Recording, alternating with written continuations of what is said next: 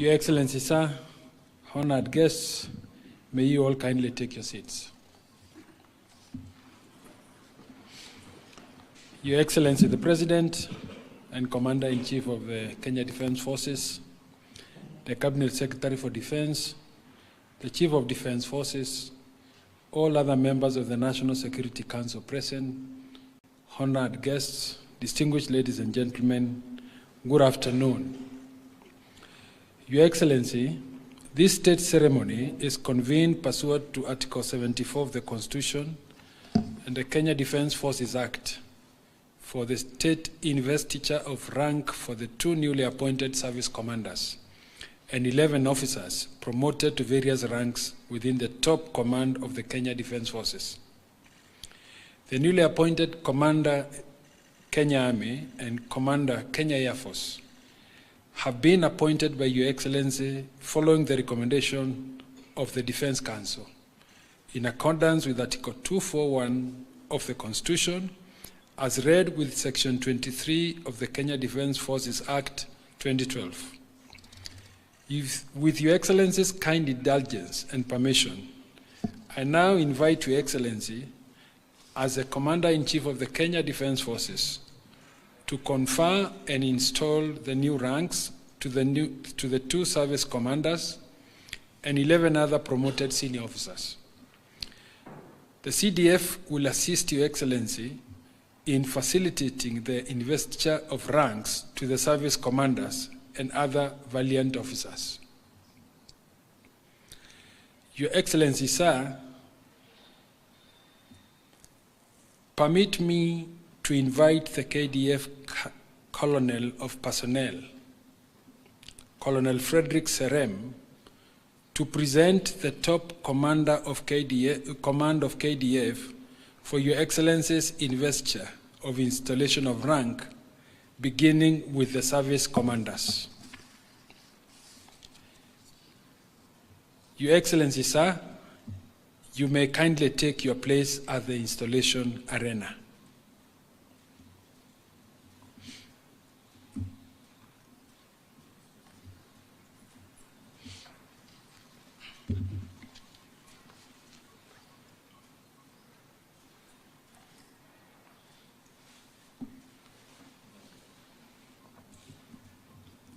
Your Excellency, sir, with the permission of the Defence Council, we present to Your Excellency the following general officers promoted to serve in the top command of KDF for the state investiture of rank and service commander installation salute as follows.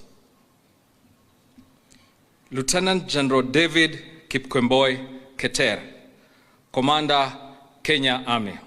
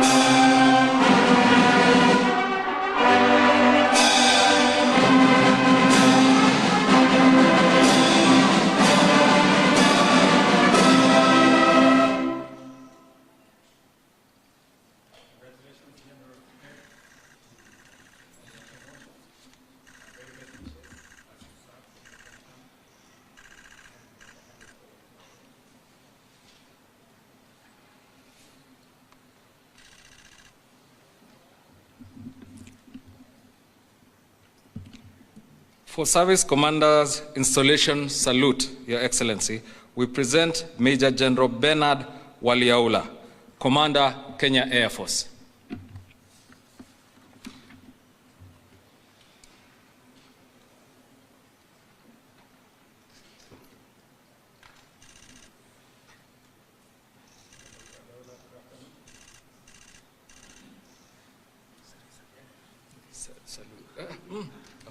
Salute too.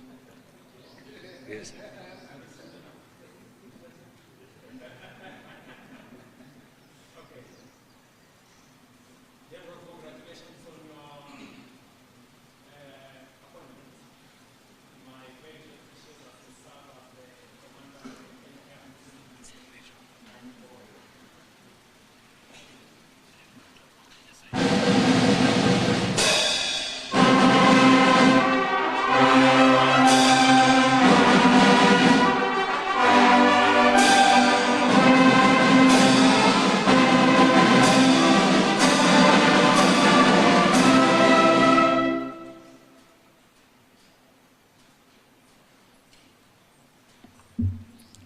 For the investiture of rank, Your Excellency, we present Major General Joel Muriungi Nturimi, Commandant, Kenya Military Academy.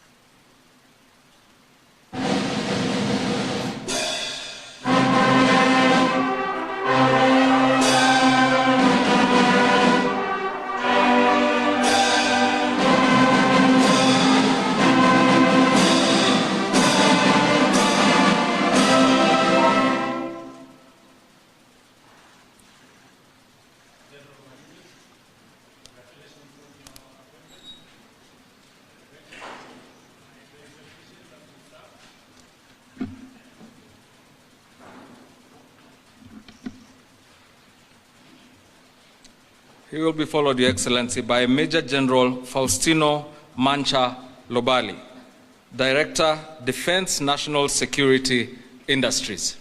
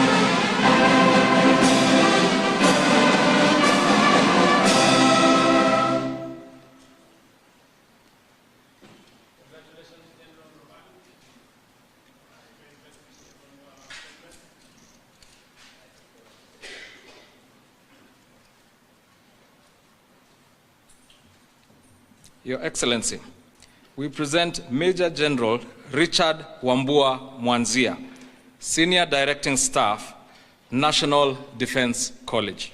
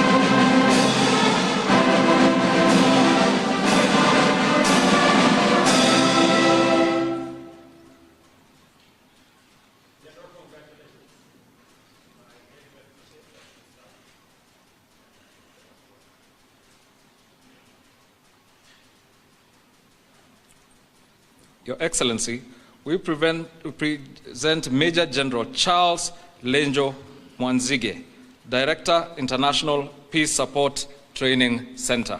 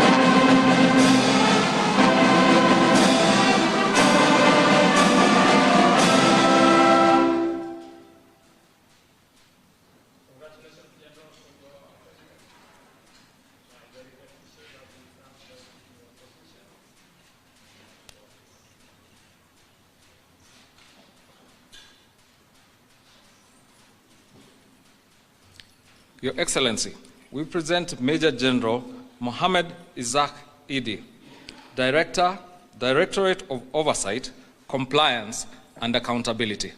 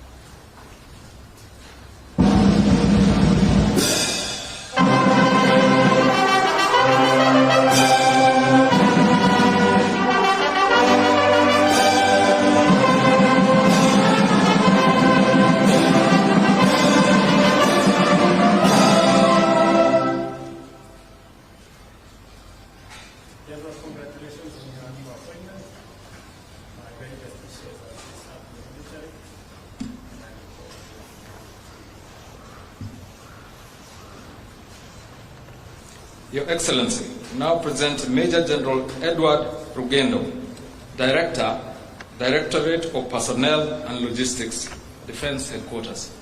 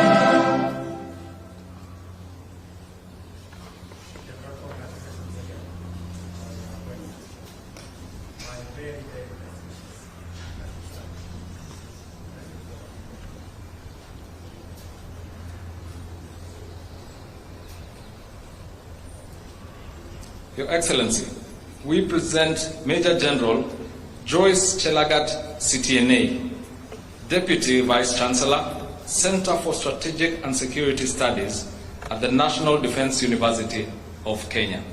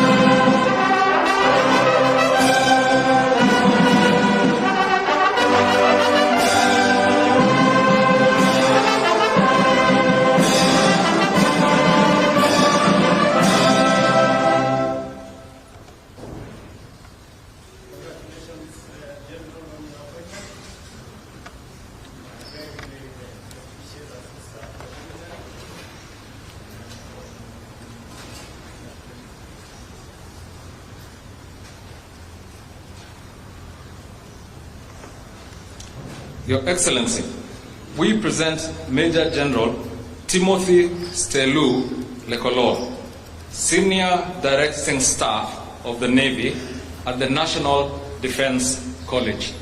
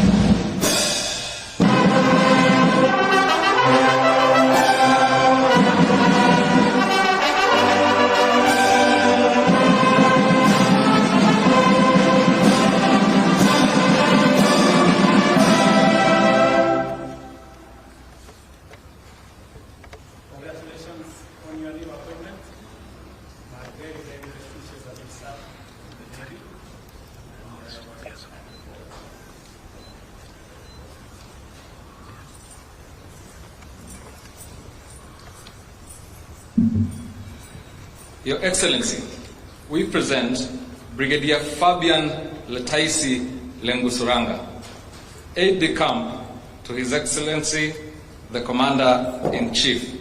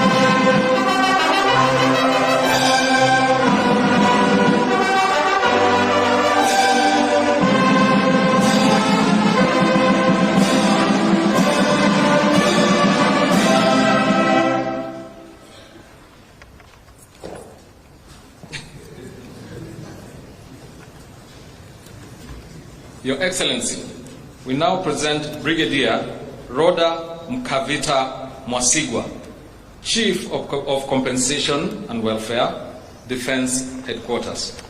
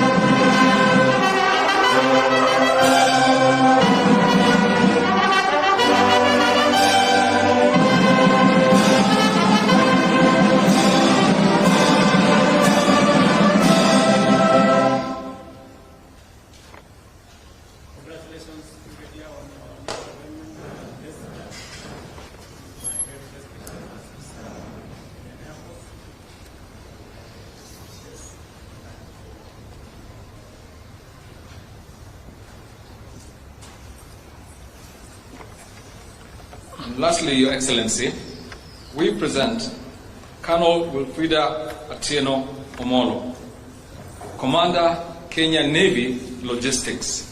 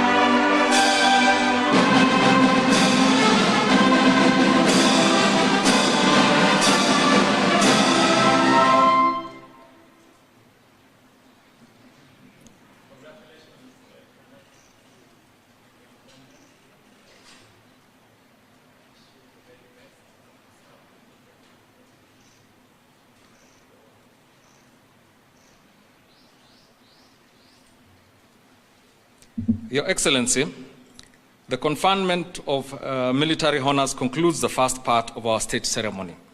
With Your Excellency's gracious permission, you may kindly retreat to your presidential desk to witness the swearing in of the top command of the Kenya Army and the Kenya Air Force, as administered by the Deputy Chief of Staff. Your Excellency, it is now my humble duty and distinct honor to hand over the program back to the Deputy Chief of Staff. I thank you, Your Excellency.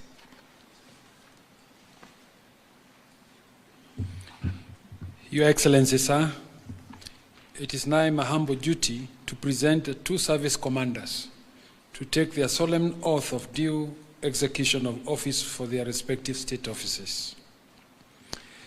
Lieutenant General David Kipkemboi Keter, Commander of the Kenya Army.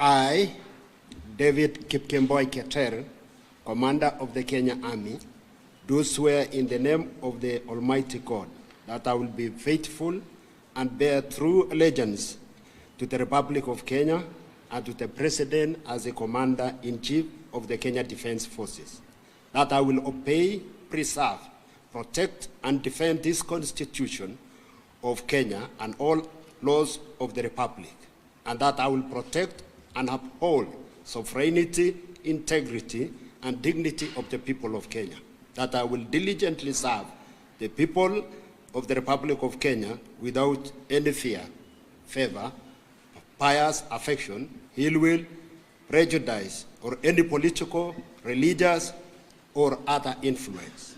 In the exercise of the functions entrusted to me, I will at all times, and to the best of my ability, respect, uphold, preserve, protect, and defend the Constitution, people and Republic of Kenya, and obey all laws, orders, regulations, directions, and instructions concerning the Kenya Defense Forces.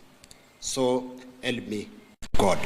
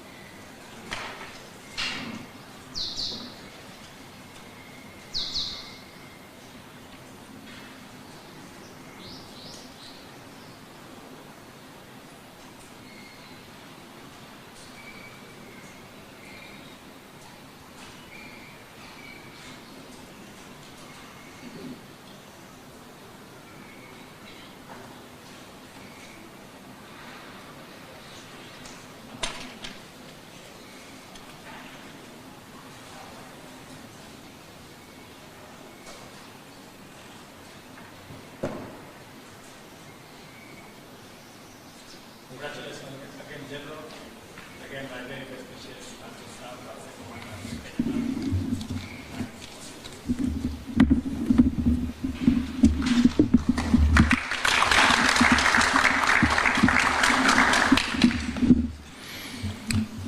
Army. Major General Waliaula Bernard, Commander of Kenya Air Force, to take the oath of office.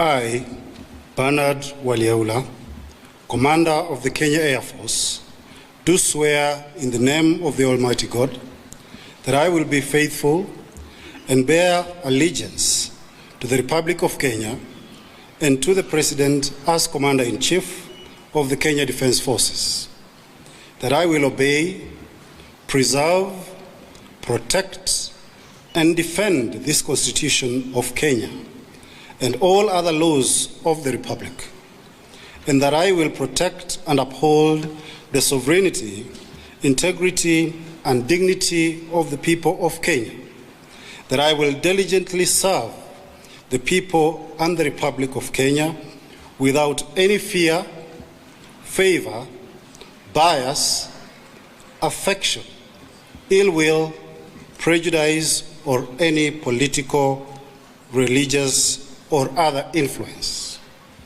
In the exercise of the functions entrusted to me, I will at all times, and to the best of my ability, respect, uphold, preserve, protect, and defend the Constitution, people and Republic of Kenya, and obey all laws, orders, regulations, directions, and instructions concerning the Kenya Defence Forces. So help me God.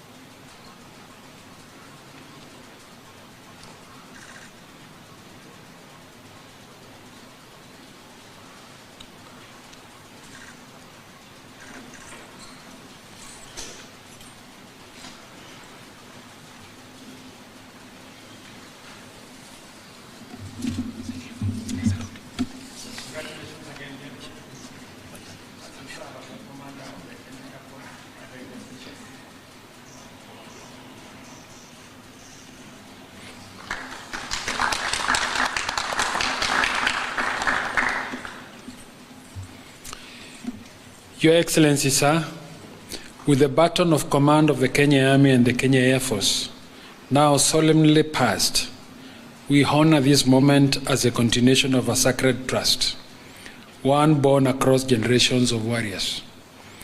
These commanders now stand as a living bridge between our proud macho heritage and the future we are duty-bound to secure.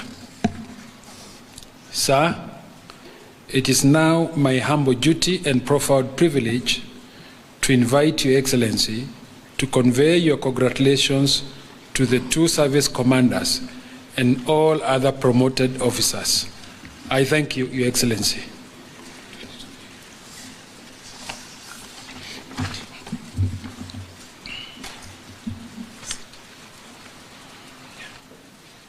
Thank you very much.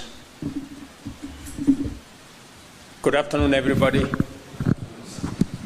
Let me take this opportunity on behalf of the people of Kenya and government of Kenya, and on my own behalf as President and Commander-in-Chief of the Kenya Defence Forces, to congratulate our new commanders. Let me commend the Defence Council under the leadership of the CS for Defence for the exercise meticulous that you have undertaken in ensuring that the men and women in the Kenya Defence Forces progressively upgrade their skills and acquire new knowledge and expertise in the discharge of their responsibilities. And as a result, today, here in our midst, are men and women who have taken new responsibilities as senior officers of the Kenya Defence Forces. To all of you who today we have witnessed your promotion and investiture, I want to say congratulations to you all. Pongezi sana. This elevation and new responsibilities is as a result of your commitment to the service of this country in the Kenya Defence Forces. And is a recognition of your hard work, of your dedication, and of your exemplary service to the Kenya Defence Forces and to the Republic of Kenya. I have meticulously observed and with a lot of diligence looked at your career progression, and I am satisfied that the ranks you now occupy are merited by your service, your commitment, and your integrity. To the new commanders of the Kenya Army and the Kenya Air Force, you now occupy positions of great responsibility. It is my expectation, and that of the people of Kenya, that you will discharge your responsibilities in the interest of our nation, for the benefits of millions of our citizens, and in ensuring the safety of our borders and the integrity of our boundaries. You join the other service commanders and the CDF and his vice as you provide leadership in our Kenya Defence Forces. I want to give you my assurance of my support and my assistance whenever you need as you discharge the heavy but noble responsibility and mandate of providing leadership for the thousands of men and women who will serve under you. The CDF and the Kenya Defence Force leadership, again, my very best wishes as you discharge your responsibilities of securing our nation and making sure that we have a stable and peaceful environment for the citizens of Kenya to be able to undertake their responsibilities, to undertake, to carry out their businesses, to make sure that they can go to work and to serve this nation in various capacities, and to ensure that our families, our children, our properties are safe. I want to assure you of my commitment and that of the government of Kenya in supporting the Kenya Defence Forces in ensuring that the constitutional responsibility you have is discharged without hindrance. Again, let me take this opportunity to thank the KDF for their professionalism and integrity over the years of providing the security that we need and the stability that we need in our nation to be able to undertake nation-building responsibilities that is bestowed on our shoulders as the citizens of this country. The people of Kenya continue to look up to the Kenya Defence Forces to ensure that our borders are safe, our boundaries are intact, and to ensure that peace and security prevails in our country. Working with all the other security agencies, I want to commit that I am invested in making sure that we provide the equipment, the logistics, the human capital necessary for the Kenya Defence Forces to discharge and appropriate the responsibility and mandate that you have. We will continue to work together to ensure that the Kenya Defence Forces becomes the professional entity that it has always been known over the years. As I have told the leadership before, we must never compromise on the high standards that have been set by your predecessors, by tradition, and by history. And I believe that you have the requisite leadership to be able to preserve the place of the Kenya Defence Forces and the professionalism and integrity that have been witnessed over the years. You have my commitment, my support, and my prayers as you discharge your responsibility to the people of Kenya. I also want to thank families, the people who silently support these great men and women so that they can discharge the heavy responsibilities on their shoulders. To the families, thank you very much for praying for our nation. Thank you very much for praying for these generals and senior officers. Continue to make it easy for them to discharge their responsibilities. And we have agreed on how we are also going to make sure that the conditions under which they serve are in a way that the families will also will reduce the heavy responsibility and requirements on the families. So again, to the families, asanteni sana for playing a part in the distinguished service these men and women provide to the Kenya Defence Forces and to Kenya. So thank you very much. I look forward to greater interaction as we go into the future with the Kenya Defence Forces and with all the other actors in the security arena. Thank you very much. My very best wishes, and God bless you.